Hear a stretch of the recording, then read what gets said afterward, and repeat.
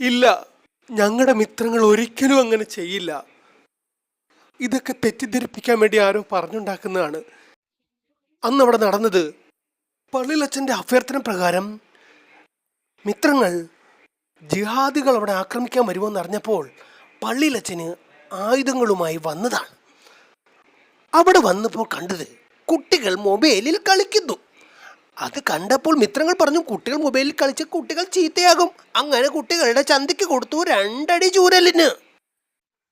അവിടെ കാസ ക്രിസ്ത്യാനികളെ സംരക്ഷിക്കാൻ വന്ന മിത്രങ്ങളെ ശത്രുക്കളായി പ്രഖ്യാപിക്കുന്നത് ജിഹാദികളാണ്.